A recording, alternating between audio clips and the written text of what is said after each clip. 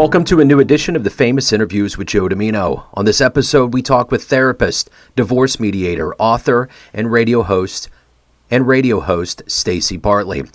Based in Northern California, she teaches the first steps in discovering and creating what she calls love for a lifetime. The tips and tricks she's honed as a result of teaching and supporting hundreds of private clients. Staci is also the author of the book, Feeling Like Your Marriage is Dead, a divorce mediator's guide to ensuring a lifetime of love. The book is a journey into the ideas and beliefs we hold dear around commitment and marriage and why so many of us struggle and feel like failures at sustaining long-term love. She is also the host of Love Shack Live. She's got great stories and insights. Enjoy this interview. Hi, Staci. How are you? Hey, I'm good. Where are you in the big world? I am right in the middle of the map, Kansas City, Missouri. Oh, wow. Okay. I'm on the West Coast in California. Oh, we just took a family trip this summer. We went from a Hallmark-style wedding in the mountains of Colorado and headed towards San Diego. Cool. But San Diego is beautiful. One of my favorite places on the whole planet so far. It's a great place. LA, not so much, but San Diego, spectacular. Yeah, that's right. There's a really fun vibe down there. Yeah, for sure. There is. I always heard a rumor that when baseball teams played the Padres, that the guys were always sluggish and hungover because they couldn't contain themselves. They'd stay out late and do their thing. So they said that was the way the Padres would win, is to get the other team drunk on their elixir, and they just couldn't perform. So that was their special remedy to ensure a win. Absolutely. One way or I could another. absolutely see how that would work. I totally get that. For sure. Just a very laid-back, chill kind of thing. Yeah, it is. It totally is. Yeah, it's a great place. Well, I appreciate you taking time out today. And before we get into your life and being an author and a mediator and a radio host, I want to know, how did you do over COVID? How was that time period for you, and how did you change? Well, so I was already in line prior to COVID, which was a huge win for me. In fact, my husband and I just came back from Italy in 2019, November on the heels of the pandemic, because we wanted to see if we could do more online and travel at the same time. And so we had been online since 13, and then we did a huge experiment and came back with attempting to do more online prior to everything was shut down. So it wasn't a huge adjustment for us. But I can tell you the clients that we serve, right? Huge impact on them. All of a sudden, all of our ways of coping with what's not working at home have been removed. And you can't swing by, work. You can't go down to the local bar. You can't go visit your friends. So many things that we use to cope with sometimes the ebb and flow of conflict that's happening in the walls of our own home was removed. And so hence you start to see a rise in conflict and domestic violence and mental health and anxiety and depression. And as that isolation continued to, shall we say, go on and on and on, much to the chagrin of all of us, you could just see the wheels start to come off. And so definitely it was a very busy time for us. We're still, now we're dealing with the aftermath and in human behavior, what happens when we come to any kind of a face-to-face off with life or death, our mortality. Now all of a sudden we're willing to make huge decisions that we were putting off prior, right? Sometimes decades prior of, ending this relationship or having that baby or getting married or taking that lifetime trip. And so just as we know, these things are starting to play out now and at big scale, at very large scale. So people are taking those trips. Travel is off the chart right now. People are getting married. That's off the chart right now. It's like, screw it. I'm going to jump in and do this thing. And we're going to have that baby, and I'm going to end that relationship. I've been thinking about it for, 20 years. I'm out. I'm doing this. I'm done. So that's what I'm saying, COVID-wise. That's interesting. Yeah, that's interesting, and that makes total sense. And I'm curious, in your capacity as someone that offers advice and real soluble things that people can grab onto to help their mentality. How do you maintain your sense of, mental health and solidarity while you're also dispensing out? Because, you got to take care of yourself, but you're also taking care of others. How do you make the id, ego, and super ego dance well together? That's a really great question. I'm so glad you asked it. First of all, I have a really great relationship with my husband. And so he's my therapist. We can use therapy on each other. So that's been a huge piece, and I think why we are so effective at what we do. And then, quite honestly, I scaled back my days, and I learned what worked best for us and for our work was for me to have 4 days off and 3 days intensely on. And so, we've had to go about trying to navigate our well-being as well. For sure. And so I learned that I worked better having the decompression time of those 4 days in a row is how it worked best for me. And then I could cram it 3 days in a row. That was much better for me once I got into a groove again with our clients and teaching, et cetera. The other thing I'll share with you is just something that I learned, formally while I was becoming licensed. And something that I was taught when I was a child because I lost my father at a very young age. And so thankfully I had a mother that modeled this as well, that when we're going through a stressful time, our bodies get rigid, we hold in, we constrict, we tighten. And as we continue to layer on, oh my gosh, and now there's this and this and this, and we're seeing it right now, right? There's just so much that we're trying to take on. A lot of us don't realize and understand that the remedy to that, the counterbalance to that is pleasure, because that's where I can calm down, I can exhale, I can let go, I can reset. I remember, oh, that's right. There is a little bit of joy in living life. I do want to continue. I do want to be here. And so reaching for times of like anxiety and stress, that would be the time where I would say to my husband, it's time for us to take a trip. It's time for us to get on the paddleboard. It's time for us to, have great sex. It's time for us to do some of these things, that we know to do that helps bring the anxiety down. And I think a lot of us put those types of things off until all the problems are solved. And it's literally killing us. Like that is the ability for my body and my brain to And so, we're going through right now in Northern California an evacuation order. I have a fire that's probably about 25 miles from my house, and it's about 45,000 acres right now. And so in our radio spot that we do here locally, we're talking about evacuation, what to put in the bag. And last week on the spot, it's like, don't forget the coloring books, don't forget a list of jokes, don't forget some playing cards, don't forget some of those critical elements, because what are you going to do when you're evacuated now and you're sitting there thinking, what if somebody breaks into my house? What if my house doesn't make it? What if, and our brain will just wreak havoc with us there. And what's going to happen? I'm just going to get more and more anxious, more and more constricted, right? And I'm going to go, dang, I can't do this anymore, right? Somebody take it away. So it's like, and the whiskey, take the shots of whiskey. Somebody bring a bottle of wine.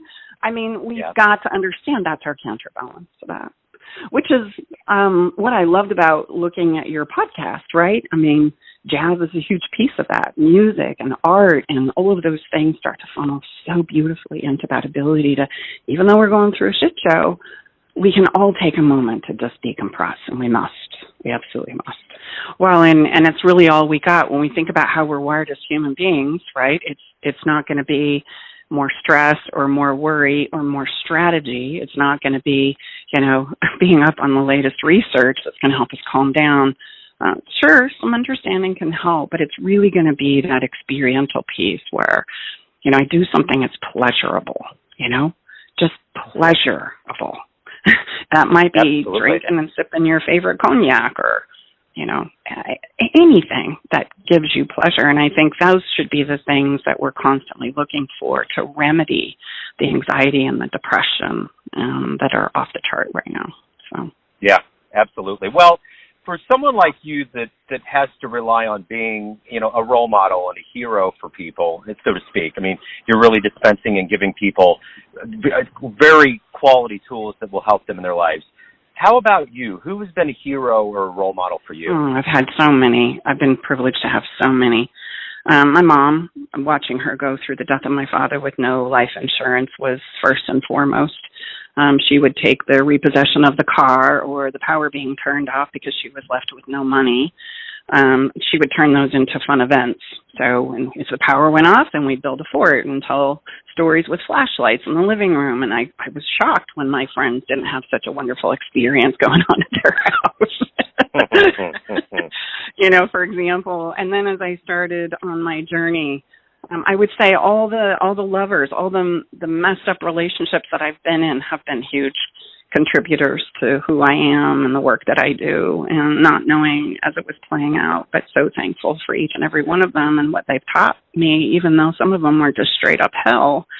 And then I start to capitalize on, the teachers and mentors that I've had, that have been willing to mentor me and teach me and walk with me and help me, there's, for example, in my world, one of the greatest fears I had was suicide, and dealing with that and thinking I needed to save people, and had a wonderful mentor who was quite older and had practiced many, many years in the field back in 1997, pulled me aside and just basically said, who the hell do you think you are to be saving people? You're not going to save anybody. That's not your job to save anybody. Your job is to teach them everything they need to know about being alive. And then if they still make that choice, you go with that, because we all are going to tap out at some point in time in our life stage. That is a right we all have, as being alive. And don't you dare take that away from anybody. And I went, oh, gee, okay, that takes a lot of pressure off. We're all going to tap out at some moment. So don't you take that on personally. That's not your job. And I think the thing that I love about now, I'm not anybody's hero per se. If there's something that I can share about my life or my work or what I know that resonates with somebody and helps them on the journey of this relationship path, then I've done my job. It kind of makes all of my experience worth it. As I stand on the giants of learning from Esther Perel and Lisa Forenza, there's so many good people doing great work, thank goodness, right now. And I'm just honored to have learned from them, to be able to rub shoulders with them, to continue. The journey continues on, in hopes that maybe we can leave the world a little better place when we go. It all starts with relationships. All mental health problems start with our relationships, both with ourselves and others. That's the stem of them all. And so when we understand that, I hope that starts to put an exclamation point on how important it is we focus in that chapter of our lives. We become better lovers by practicing it. How much time do we double down and focus in that area of our lives compared to our careers? A fraction, maybe? And so how are we going to get better at something we don't spend any time learning about and practicing in our lives? We won't. We'll just continue to grapple with it. And worse yet, we don't want to talk about the problems that we're having in that relational side or that emotional side of our lives. And so we can't even get better at it because we're not passing around remedies, right? Like we would for a cough or a cold or cancer or the flu. We don't want anybody to know. So even in our own family and our own sphere of influence, we don't share those things with our kids, with our family members, et cetera. So year after year, decade after decade, how do we get better at this if we don't share it? And I'm going to be bold enough to say, if we don't get a handle on this, it's going to have its way with us. Like, I see us not being able to put this off any longer because of what we're seeing in the mental health arena. And that's just a wake-up call to all of us. Like, value this part of your life, because when it goes, right, when it turns into a hot mess, we lose our meaning for life. We lose our desire to live. So which one is more important, the strategic physical part of life and or taking care of our emotional relational house and lives? Because I'm going to tell you which one runs the show, right? Because we show up in our lives as good as we feel. We've got to start telling the truth about that. There's just no way around it. So if you can meet one person alive on the planet right now, who would it be? Who would you love to talk to? Oh, wow. I just have to pick one? There's so many. Well, you could have a little parade of people. Go ahead. They have to be alive? Well, you can do it however you want. It's alive or not, yeah. Yeah, the first one I think I would want to talk to is Jesus, because I want to hear from his mouth about this story that's like impacted the world, right? And done some good, but also got us pretty twisted up. So I would like to meet with him first. I think he'd be the first person I'd like to go back in time and just say, all right, come on, tell me the deal here. How did this? Yeah, I dig it. This has had so much impact, for thousands of years. Tell me what the deal is here. Absolutely. That would be number one. Number two, because I have biracial in my family and my history, I'd want to go back, I think, and meet Martin Luther King. I'd love to have a conversation with him. I'd like to learn from him. I think I'd really like to understand more about him and his life. I'd like to go back and spend some time with my dad. He died when I was pretty small. And then going forward, I would love to spend some more time with Esther Perel. I'm trying to think of the name of the jazz artist that I love.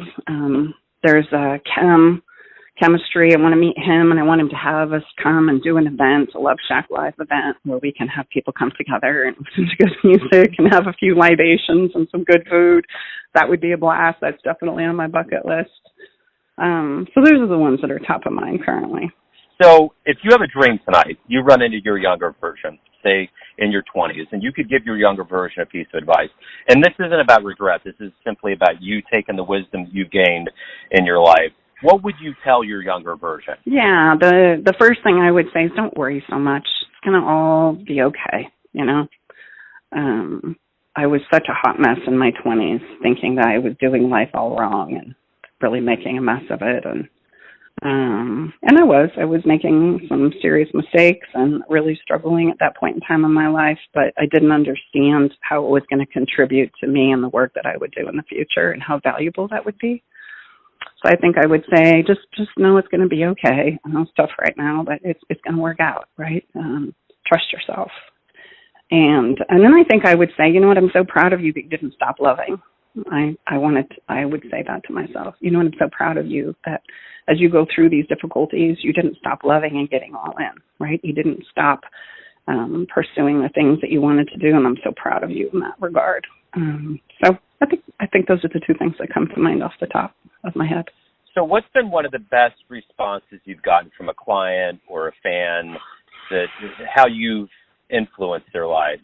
Oh, I'm blessed enough to get many of them, and I think the greatest compliment they can give me is just thank you for the impact you've made in my life, And I go, yes, okay, that's what I do. That's what gets me up in the morning. In small ways and big ways. You've helped me fall in love with myself would be the second, to value myself, to fall in love with myself too, and not just give that away to others. So everyone has a perception of you, your family, your friends, your clients, but you ultimately live your life. You have a perception of who you are. Who do you think you are? I hope that I see myself, or shall I say I desire of myself, to just be the best version of myself I can be. I see myself as a person who is good at relationships because I have weathered the many pitfalls. If you want to know how to mess it up, I've got you. And if you want to know how to make it better, that's why I studied it, trying to figure out my own hot mess. So I would say I'm a very good lover. I'm very good at relationships. I'm very good at communication. I'm very good at resolving difficult conversations and mediation. And I enjoy doing that. I love the beauty that happens and pops out of the other side of difficulty.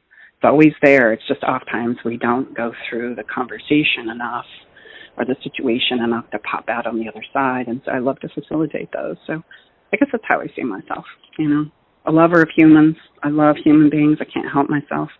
They're just incredible in their complexity and their simplicity all at the same time. And that is one thing I learn all the time from the world of jazz, which is about improv and how people make things happen out of nothing. It's amazing how humans have that capacity and capability of doing that. Mm-hmm. So agree. For sure. I was just going to say, and the more that we can just let ourselves go and trust the process, the more magical and amazing it becomes, right, on that music theory. The more we can trust our ability to contribute to the piece, whatever that might be, the more beautiful it becomes, right?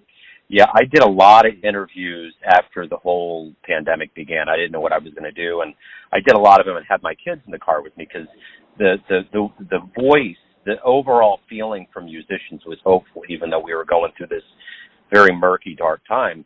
And what I learned from them was they are the artists that were the most trained for that moment in human history, because what they do is they create things once, and they create it without knowing anything going in other than maybe a little bit about the environment, and they mold it to something that's memorable and wonderful. And that's just what they do. They're masters of improv, and that moment in history was the apex of human improv. We had to figure out what we were going to do. No, I totally agree. And I think it's beautiful, too, when they can put the experience, even if it's not that of inspiration or jovial, but they put even the heartbreak and the disappointment and the difficulty to music, et cetera. You know, it helps us weather it a little better. It's just this universal expression of, right, man, this is hard and it's okay and we're going to get through it. And the ability to express it sometimes is the freedom and the place that we need to just be able to let go, right? I think that's why music is such a powerful medium anyway. Love music. Yep. Yeah, and it's the one language we all understand. I mean, when they would send musicians like Dizzy Gillespie on UN missions into places that were war-torn, and they would stop that day, that's the power of that language that everybody can understand. Even if you don't understand the words, right? Oh, I love it, too. He would be a person I would love to meet, just so you know. Oh, man alive. Are you kidding? I've heard so many, that's the thing that I have to be careful about when I start talking to some of these musicians that have been really close to people like that, but everybody that's been anywhere around Dizzy has just extolled how wonderful he is. One of the coolest cats is Arturo Sandoval, the trumpet player, and he came to Kansas City, and I saw him live. It was the best jazz show I've ever saw. The only jazz show that I ever saw a rousing ovation to have him come out for an encore, but he was really good friends with Dizzy, and the stories that he told, everybody that's told, like, you hear stories about people and, you're like, was that really who they are? But everything about Dizzy is 100% what you've seen and what you've heard. The character, the persona, it's all true. As we suspected, right? There's just something about his presence that kind of leads you to think that or to know that inside of yourself, so. Unmistakable, so for sure. Yeah. Unmistakable. So if anybody wants to know more about you, your services, what you do, where's the best place for them to go to delve further? The best place I can point anybody is to my website, and that's stacibartley.com. And you'll be able to know more about me than you probably want to know. You'll also be able to access our books and our podcast. We have a podcast, Love Shack Live, and that can all be accessed wherever you find your podcast. But you can find and research that all in one place by going to my website. And there's some great resources there too that we're just trying to offer up for free to make the world a little better place and to help people right now with some of the many, many challenges that we're being called to go through. So I hope you find that to be a resource. I hope your listeners find that to be a great resource. I have no doubt. Staci, thank you very much. This has been wonderful, enlightening things I think that we all really need to understand and grab onto. So I appreciate you taking time out, the work that you do. Good luck with everything as we move forward. Oh, thank you, and for the work that you do in the world. It all makes a difference. We all do our little piece. That makes a huge difference. Thanks for tuning in to another famous interview with Joe Dimino, where we cover the world of art, literature, and music around the globe. If you want to hear more interviews, visit the Famous Interviews with Joe Dimino channel on YouTube. Thanks again for listening, and until next time.